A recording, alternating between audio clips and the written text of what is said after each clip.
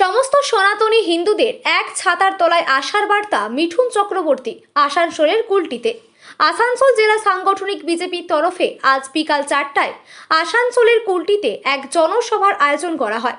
সেখানে প্রধান বক্তা হিসেবে উপস্থিত ছিলেন বিজেপি নেতা তথা তারকা মিঠুন চক্রবর্তী। সেখানে তিনি নিজের বক্তব্যে বলেন, সমস্ত সনাতনী হিন্দুদের এক ছাতার তলায় আসতে হবে।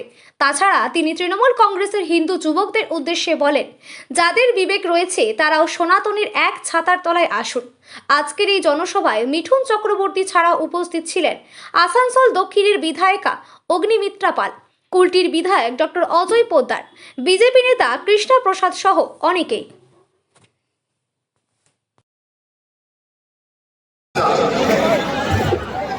বলার তো কিছু নেই, কোন উন্নয়ন নেই, কোন কলকারখানা নেই, কোন কিছুই নেই, না বিদ্যা আছে না স্বাস্থ্য আছে। কি নিয়ে কথা বলবো? রাজনীতি একটাই কালে কথা বলা আছে, সেটা হলো দুর্নীতি। দুর্নীতি নিয়ে যদি কথা বলতে শুরু করি তাহলে কালকে সকাল হয়ে যাবে। ওই দিকটা হলে ভালো হতো। অন্য কিছু বলি, অন্য কিছু বলতে গেলে আমার মনে পড়ছে এটা তো পশ্চিমবাংলা। হঠাৎ করে মনে হচ্ছে না আমি বাংলাদেশে রয়েছি। আপনি প্রশ্ন করতে পারেন কেন আপনি বলি, ওখানে চা হচ্ছে, আমাদের এখানে থাকি হচ্ছে।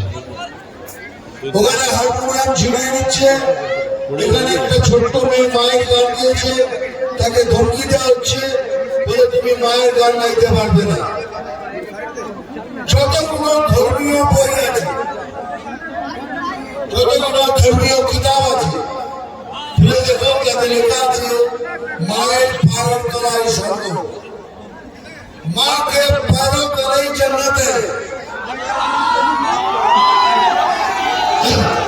अगर माँ के पैरों तले जन्नत है তাহলে মা সম্প্রদায় বলে কি করে ছেড়ে দিই? আপনারা তো বলতে পারবেন একটা দুটো ঘটনা হতে পারে। এই দুদিন আগে মধুমন্তি বলে একটি মেয়ে লালন ফকিরের মেলায় গিয়ে গান গাইতে গেছিল, তাকে পর্যন্ত ধরে ধমকি দেওয়া হয়েছিল এইসব গান গাইবে না, মায়ের গান গাইতে পারবে না। বুঝে দেখো, এটা আমাদের পশ্চিমবাংলা। সেখানে আমাদের বলছে আমরা মায়ের গান গাইতে পারবো। কিছুদিন আগে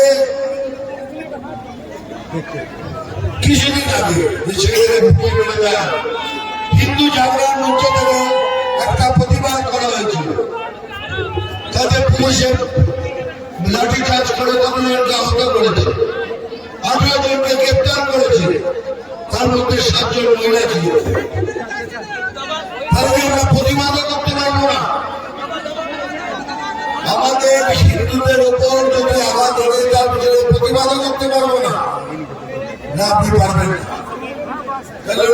এই ধরনের আদেশ উপর থেকে সবাইকে দেওয়া হয়েছে। বিজেপি মুসলমানের বিরুদ্ধে নয়, আবার বলছি বিজেপি মুসলমানের বিরুদ্ধে নয়, বিজেপি ভারতীয় মুসলমানের বিরুদ্ধে নয়।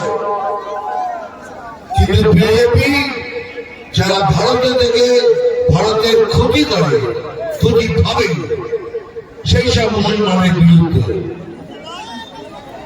সেটা হলো একমাত্র ব্যাপার।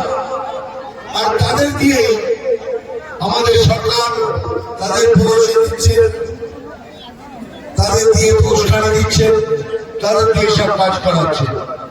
যদি আমার কথা বিশ্বাস না হয় তাহলে যান,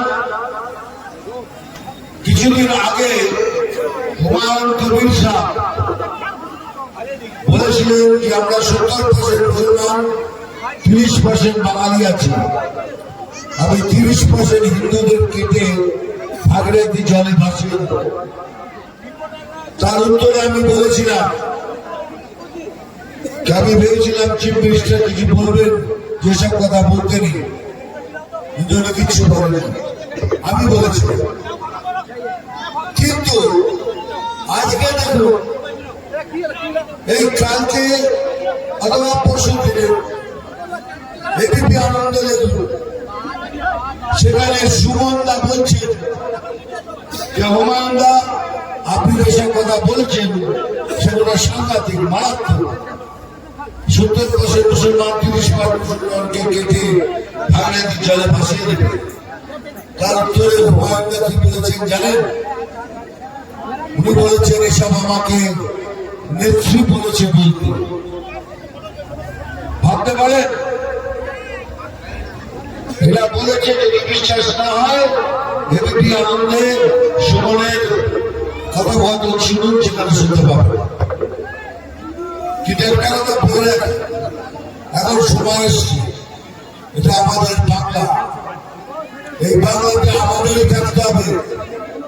আমাদের কোথায় যাওয়ার জায়গা নেই, ওদের অনেক দেশ আছে, তো আমরা কোথায় যাব? আমরা হিন্দুরা কোথায় যাব? সেই জন্য বলছি এবার সবাই মিলে এক ছাতার নিচে এসে বিজেপিকে ভোট করুন। বিজেপি একমাত্র পার্টি যারা লড়ে ক্ষমতায় আসলে পরে আপনাদের সবাইকে রক্ষা করতে পারে। সেই জন্যই বলছি বারবার সবাই একত্রিত হন। এত সোজা নয় বাংলাকে বাংলাদেশ করে দেওয়া। যতক্ষণ শরীরে এক বিন্দু রক্ত আছে গোলমাল কা লাভ नहीं कर सकता।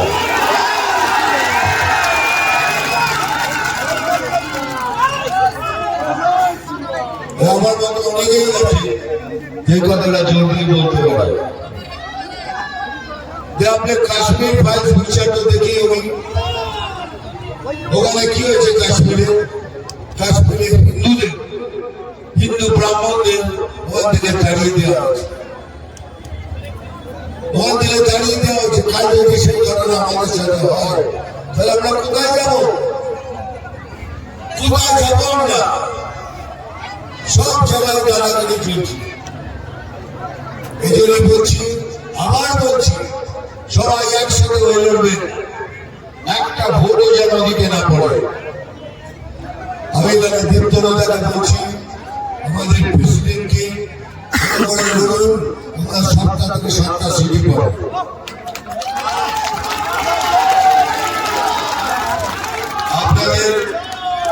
আপনাদের এমএলএ যিনি আছেন পোদ্দার সাহেব, উনি খুবই ভালো লোক, ভালো কাজ করেন। কিন্তু আমি কুটিতে এলাম কেন? কুটিতে আসার কারণ হলো আমি হিরোগিরি করতে আসিনি। কুটিতে কেন এলাম? কুটিতে এই জন্য এলাম আমার ভাই বোনের সাথে দেখা করতে।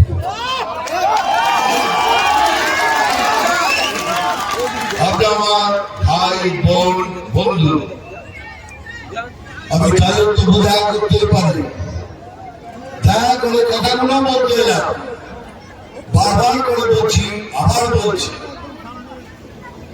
যদি কোনো মনোমালিন্য আপনাদের মধ্যে থেকে যায়, আমাদের কার্যকর্তাদের মধ্যে, তাদেরও হাত জোর করে অনুরোধ করছি, কিছুদিনের জন্য মিলিয়ে নিন, ইলেকশনের পর দেখা যাবে যা হওয়ার হবে। আপনাদের রিকোয়েস্ট করছি, এই জন্যই বলছি ভোট করতে হলে সবাই মিলে ভোট করুন। আমি কমিউনিস্ট পার্টিতে যারা হিন্দুত্বকে বিশ্বাস করে তাদেরও রিকোয়েস্ট করছি, কংগ্রেসকেও রিকোয়েস্ট করছি, এবং তৃণমূলের যেসব হিন্দু ছেলেদের বিবেক আছে, যারা দুর্নীতি করে না, তাদেরও রিকোয়েস্ট করছি, সবাই মিলে এসো, আমরা একসাথে ভোট করি, ভোট করে এই সরকারকে জীবনের জন্য বিদায় দিই।